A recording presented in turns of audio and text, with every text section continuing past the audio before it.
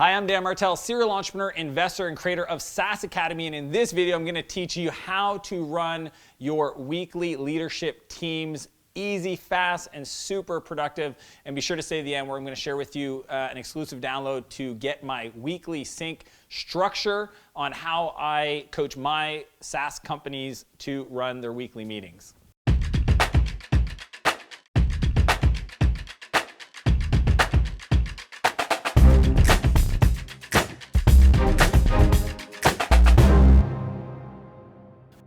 When I was building my last company, Clarity.fm, one of the biggest challenges I had with a global team, we had people that led product and support all over the world because we were a marketplace for entrepreneurs to get access to advice over the phone.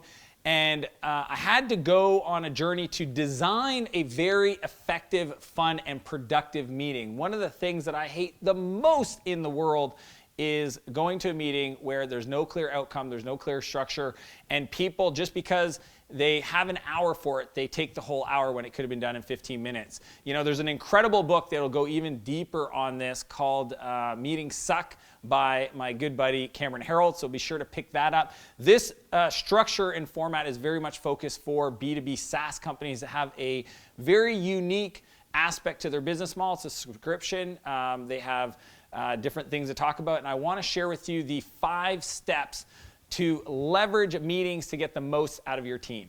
Step number 1, time to celebrate. One of the most important things that I think from a culture point of view is to celebrate the wins with your team. So having a quick 3-minute window to just prompt everybody on the meeting to share some wins over the previous week is an incredible opportunity to just build awareness of what's going on that's great in the company, and also have an opportunity to share customer headlines. If you're the CEO, or maybe you have somebody in sales or in customer success, and they're talking to the customer, they're front line, and they're not reporting back some of the incredible wins that your clients and your customers are having, then you're missing an opportunity to really engage and accelerate and ignite the passion amongst your team before you even get into the hard stuff. Step number 2, measure to manage. One of the lacking indicators in most weekly team meetings is some level of a scoreboard or scorecards or whatever. I just call it the funnel metrics. Every business follows some level of, lead generation, lead nurturing, conversion, delivery, and expansion. So upsells, cross-sells, especially in SaaS.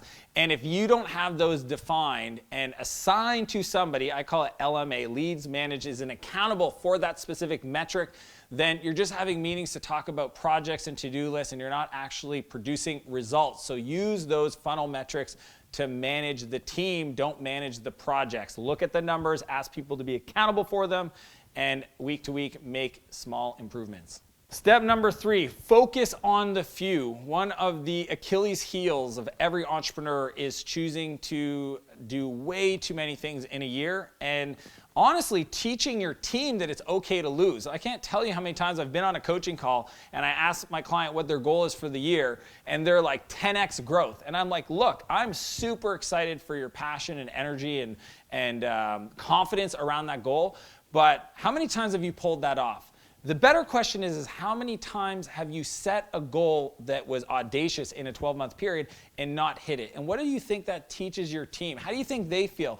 What I try to do amongst my clients is help them win week by month, by quarter, by year, so that they can build predictability into their business. Their goals are still ambitious, but they're within a strategic band of opportunity that they can hit. And the way to do that is to focus on a few big rocks, big projects that strategically, if you look at them on a quarter by quarter basis, they compound over the year to allow strategically those goals to be hit. So don't allow your team member to come with a laundry list of projects and big rocks they want to accomplish, and don't do it to yourself. Pick the 3 that, if executed at a level of excellence, will move the needle forward. Step number 4, the obstacle is the way. Yes, I'm quoting the book by Ryan Holiday. And the reason why I say that is because I think that too many teams shy away from challenges.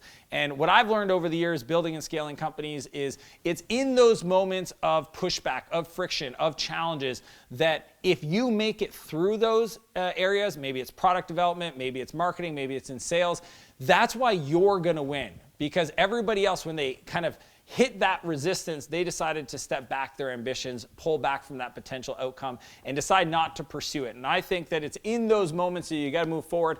And what you got to do in your meeting is create an opportunity to talk about those top challenges. So we have a standing agenda that anybody can add to called Top Challenges, and it's a laundry list. And they can add it to it throughout the week so that when we get to it, we prioritize it and we tackle them one by one to make sure we have those tough conversations so that these known challenges that might be, 4 or 6 weeks out in the future don't surprise anybody else on the team. There's an opportunity for anybody to raise awareness around them and have a really productive discussion to overcome them. Step number 5, give it a score. Now this may sound crazy. What I've learned is that if you measure things, it manages itself. And if you ask everybody on the call at the end of the meeting on 1 to 10, how is it for you? And if they score anything less than a 10, provide feedback on how the meeting could have been better, then you will ensure, even if you're not present or anybody else, this is a strategy for all meetings, but specifically for the weekly team meeting, that it's going to get better. And if you ever get, an average score of 6 or 7 and everybody's giving you feedback on what it would need to be better, you can tweak it and make it that way. And I just think that that is the best way to end your weekly meeting, to get everybody on the same page, know that it was never time not well invested, and to make sure that you're getting the ROI. When you think about all the people on the meeting and the investment of their time and their cost to the company, that's a huge ROI that needs to be generated. So you got to make sure everybody feels like they should have been there, that it was productive and fun. So quick recap. Step number 1, time to celebrate. Step number 2, measure to manage. Step number 3, focus on the few. Step number 4, the obstacle is the freaking way. And 5, give it a score. As I mentioned at the beginning of this video, I want to share with you an exclusive download. It's called the Weekly Sync. It's my structure for executing very productive meetings. If you're doing 90-minute, 2-hour meetings, I've seen some of my clients go from that to 30 minutes and making everybody feel like not only do they are aware of everything going on in the company, they're excited to execute, they're reconnected with the vision of the company, and they've had their opportunity to share challenges. You can click the link below to download that. And if you like this video, be sure to click the like button, hit the subscribe, and if there's somebody you know could benefit from this video, be sure to share it with them. Thanks for watching, and I'll see you next week.